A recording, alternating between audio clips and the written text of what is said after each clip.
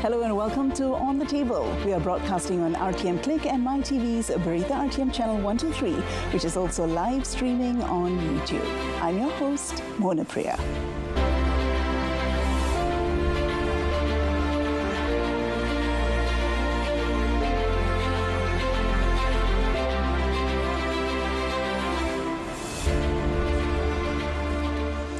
Malaysia is a highly trade-dependent economy, with exports and imports contributing significantly to the GDP. Now, the country maintains a consistent trade surplus driven by strong exports of electronics, palm oil and energy products. Today, on the table, we discuss Malaysia's trade performance and economic outlook for 2025 with Dr Carmelo Ferlito, Chief Executive Officer from the Centre for Market Education. Welcome to the program, Doctor. Thank you. It's my pleasure to be here. Doctor, let's begin with a general perspective. And I want to mention about Bank Negara Malaysia recently releasing a report where it was announced that Malaysia's economy grew by 5.1% for 2024. With inflation staying low at a manageable 1.8%. Now, how would you describe Malaysia's economic performance in 2024, and what factors do you think contributed to this growth? Well, you see, the performance was undoubtedly good, but not just because of the number per se. Okay, so I always invite the reader not to stop at that 5, 10, 8%, but to go and see how that number was generated. Which ones are the components that drove that growth? Because we could have a plus 20% built on government spending, finance through external debts, and it would be a stellar performance in the GDP, but a very unsustainable one. That's right. The good side from the performances in 2024 is that for the first time in many years, we see investment taking the lead in terms of growth performance. Okay, and that's good news. So it's very good because investments means building wealth, building future growth, building employment, building prospects for the future. Then if we look at the numbers, in almost all quarters, we had the performance on an annual basis above 10% in terms of growth. And this is very unusual for the Malaysian performances in the past years. So I think this is the most positive side that must be emphasized, and hopefully it will remain. We have seen a deceleration in the last quarter, actually for all the components of GDP, and this is something to keep on monitoring to see if this declining trend is going to be confirmed in Q1 or if instead we are going to restart on the upward trend. Now, Doctor, exports have played a big role when it comes to driving Malaysia's economy. From your point of view, which sectors have been the key drivers for Malaysia's export growth in 2024? Yeah, we can actually take a look at the official data from Matrade, and we can see that as it is normal to expect, the biggest chunk of export comes from E&E, so electronics product. They represent 40%, almost 40% of Malaysia's export, so almost half of it. So followed by petroleum products and palm oil, but E&E remains very strong to support around 8.5% annual growth of export for 2024. Okay, and what are the other sectors that contribute significantly? Yeah, as I mentioned, petroleum products, palm oil, but also there has been quite an interesting performance from agriculture products, in particular processed food, and as well optical and scientific equipment. So we have a little bit more diversification. So that is a new trend that we are seeing. It's a bit of a new, partially a new trend, let's say, although we must stress the strong role, 40% of E&E products. Okay. Now, on the flip side, how has Malaysia's import performance been when it comes to year-on-year data? What are some of the main consumer goods that we are bringing in? So, import grew faster than export for 2024, slightly more, so almost 9%. Okay. So it means we are importing more in value than what we are exporting. Okay. And again, E&E, if we look at the official data, remain the main contributor also for imports. Yeah, because of course we are talking about different kind of products for different for the same macro categories, but referring to different points in the supply chain of those products. Because in order to produce E&E products for export, Malaysia needs to import some other components to arrive at the product that is finally exported. It has to be said that obviously an international trade of a country is made of export and import. The ability to import is also it can be looked at from two different perspectives. So the fact that the country is unable to produce domestically certain things, but it also can be looked at the fact that the country has the financial strength to import what is not produced domestically. Okay. So, and then depends, of course, a much more disaggregate analysis is necessary to see which of these perspectives would be more appropriate for the case of Malaysia. Okay. Now, you mentioned that the trend is rising when it comes to imports. Yes. What does it actually mean? Is it something to be concerned about, or is that something that you expected for 2024? Well, is actually a trend that has been ongoing. If we look at the statistics, which I have here in front of me for quite some time. So we had a very strong growth in the trade balance during the first 2 years of the pandemic in 2020 and 2021. Okay. A growth of 30% in the trade surplus of Malaysia. Then it slowed down in 2022, but then in 2023 and in 2024 we had a strong decline of the trade surplus. We still remain a country with a surplus, but that surplus is narrowing. So in 2024, in absolute value, in terms of millions of Malaysian ringgit, it is at the same level where it was in 2019. And speaking about trade surplus, we have been maintaining this trade surplus, exports exceeding imports. Now, what strategies had helped to sustain this positive trade balance, and do you see any risks or threats to that? So, as I just mentioned, actually the trade surplus is declining. This is due also to the fact that China, in example, has become a country from which we tend to import more than what we tend to export. That's right. So this is one factor. And I think what to expect in the future is extremely uncertain because of the radical shift that we are observing in trade policies worldwide. So, to put it mildly. So we know that tariffs are coming on certain products. We have to see specifically how Malaysia will be affected. But it's not just the tariffs coming from the US, which remains a very important partner for Malaysia as total trade, but also which consequences these tariffs will have in the relationship between the US and China, and therefore the global spillover effect in the region. But the reshuffle of the supply chain. So to make real predictions is very complicated at the moment because the scenario is, I believe, very much open. Very fluid. Very fluid, yes. Yeah. Okay. Now, you mentioned E&E earlier, and I want to pick your thoughts a little bit on that. Now, we are the 6th largest semiconductor exporter in the world, and as you mentioned earlier, the US did announce plans to impose tariffs, very high tariffs, on imported semiconductor.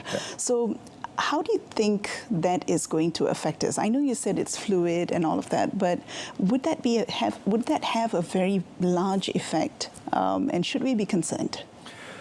Obviously, yes, it is something we should be concerned. Also, in general, for our trade relationship with the United States, which is still one of the top trading partners, and therefore they are applying a policy which risks to compromise that good relationship. Okay. And it's something that we should not look at favorably. But on the actual impact, there are a lot of things that are still uncertain because, okay, the United States can apply these duties. We need to see also the scale and to which products in terms of HS code, so more specifically. But then, so these products will become more expensive for the factories, for the producers in the US. Okay. And the real question is, how fast can the United States domestic production system face and readapt to the lack of import or to an import which is more expensive? So will the users of Malaysian products, the producers that use Malaysian products in the US prefer to keep on buying more expensive products, or they will source them domestically? And is this domestic supply indeed available? And how long will it take for that domestic supply to become able to produce what cannot be imported anymore, or what is more expensive to import? Because the economy is a real living organism, so things cannot change like this overnight. Okay, I don't buy from Malaysia, I can buy locally. But is their product locally available at a convenient price or not? And how long will it take for this readjustment to happen? Okay. So, I understand. Frictions are there. Yeah, many factors that come into play. Yes. Okay, Doctor, we will be taking a short break and we will continue the discussion right after the break. Fantastic. And we'll be right back. Stay with us. In 2025, Malaysia proudly leads the ASEAN community into a new era of unity, growth, and opportunity. Together with 10 Southeast Asian nations, Malaysia is driving progress in trade, innovation, sustainability, and tourism. Explore the best of Malaysia, from its stunning landscapes to its rich cultural heritage. Be part of global events, business summits, and exciting festivals throughout the year. Join us in 2025. Discover new connections, celebrate unity, and experience the future of Southeast Asia. ASEAN Malaysia 2025. Together, we rise. Welcome back. We are speaking to Dr. Carmelo Ferlito, the CEO of the Center for Market Education in Malaysia. And we are speaking about Malaysia's trade performance and economic outlook for 2025. Now, Doctor, let's continue the discussion. Let's look at ASEAN. How significant is Malaysia's role in regional trade? And who are our biggest trading partners right now? Well, yes, ASEAN is a very important partner, the major trading partner for Malaysia. So again, let's look at the numbers, so bring some data there. ASEAN represents 29% of Malaysia's export, almost 24% of Malaysian import, and 26.5% of Malaysia's total trade. Okay. And within ASEAN, the main role is played by Singapore. Singapore represents almost 14% of Malaysia's total trade, and it is 15% of Malaysia export and 12% of Malaysia's import. So our relationship with Singapore is quite balanced, I would say. And then to move outside of ASEAN, then the two main trading partners, maybe you can expect that, or oddly enough, is for you to judge, are the two giants in the room, China and the United States. Right. So China represents almost 17% of Malaysia's total trade, 12.4% for the export, and 21.6% for import. So very, very important. Okay. So And the US instead represents 13% of Malaysia's export, 9% of Malaysia's import, and 11% of Malaysia's total trade.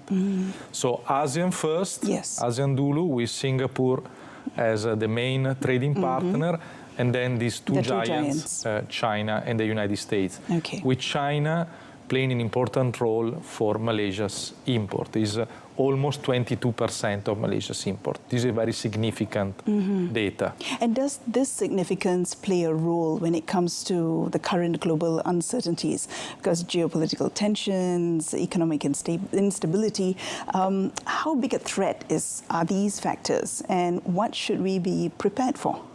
Yeah, indeed, the issue is precisely this, that the US are playing the tariff card, yes, and this is going obviously to have a negative effect on Malaysia's export.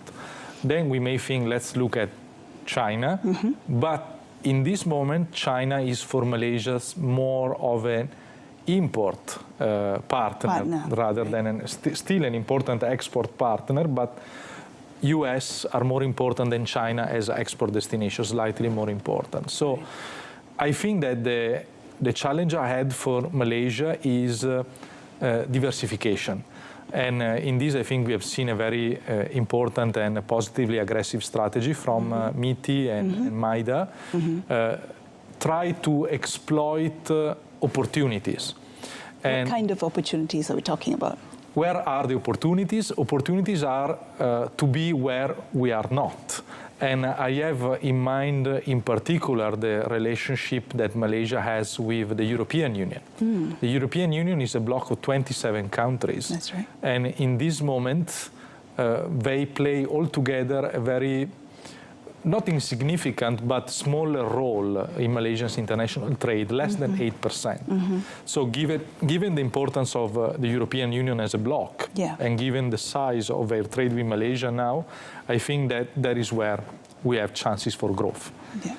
If the European Union decide to also play a bit a different game in terms of regulation, I think that what is very important there is non-tariff barriers, so barriers that are made of regulation and compliances. So if the European Union smoothen its attitude on regulation, I think that we can get some good points from there.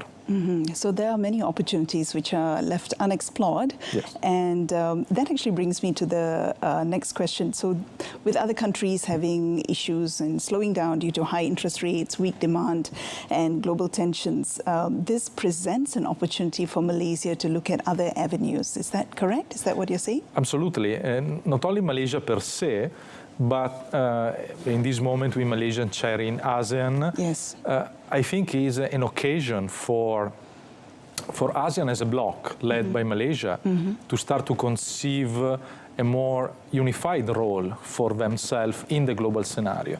So we have all this talking about blocs like BRICS and etc., but ASEAN still struggle to see itself as a bloc, which I think would be a much more interesting option rather than BRIC, which is not a bloc at all. BRICS are basically China plus, in particular for what Southeast Asia is concerned.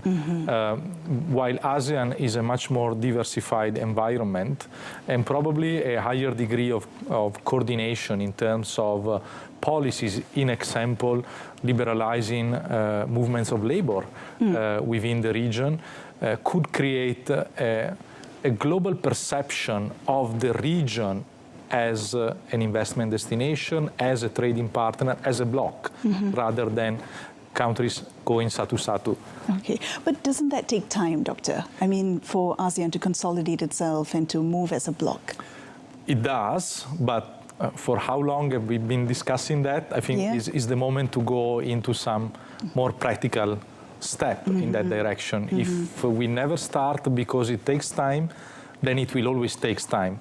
But the fact that it takes time should induce us to start doing something more practical and concrete in terms of policy coordination. On that note, Doctor, you've been doing some good work in Indonesia. What are the trends that you're seeing when it comes to the policy changes and things like that?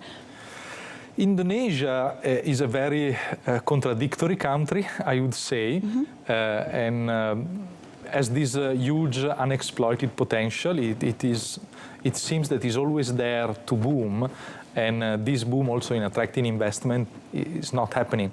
Consider that foreign investments are in Indonesia at the moment at around 1.5% of the GDP. Okay. So a very small percentage. The other opposite is Singapore, where they play 30% of the GDP. So Indonesia has done a very big step with the Omnibus Law a few years ago, but many contradictions are emerging now also with the new government. It seems that they don't know yet where they want to go, and they still have, you see, it's a country where labor is abundant, the market is not yet mature and is huge, but they lack that final move to become a very attractive investment destination. And I have in mind in particular issues like the minimum paid up capital, which is required for foreign investors, which is still at $600,000. Right. So if Indonesia works as a bloc with ASEAN, there's tremendous potential we're talking about. Absolutely, and Indonesia could really play an important role as a market. Okay, now, Doctor, coming off the momentum from 2024 and coming back to Malaysia, where do you see the biggest growth opportunities for us? Malaysia, I think, needs to rediscover the vocation of becoming again a regional hub destination. So obviously Malaysia needs to consider the fact that it's a small country, so a small market in itself. That's right. With a very also mature labor market, so there is almost no unemployment, so it's very difficult to source labor. Some regulation has deteriorated in the past years in terms of the capacity of Malaysia to attract investors, and we are trying now somehow, I can see with in example, the new visa program for investors to revert that trend. This is a positive thing to be observed. Rediscover that vocation. So Malaysia as a regional hub, MIDA has done an incredible job in the past. So ease further regulation, recognize that this is the best place to build a regional scale business. Any particular industry that you feel is still untapped? I think E&E remains the main point our biggest strength, but where we should revert, and we partially started to do that, our trend on manufacturing. We have observed manufacturing. Right. So we have observed premature deindustrialization over the past decades, so the role of manufacturing has declined in the economy, and I believe that is where we should do something to rediscover also a manufacturing vocation. What are your thoughts about agriculture?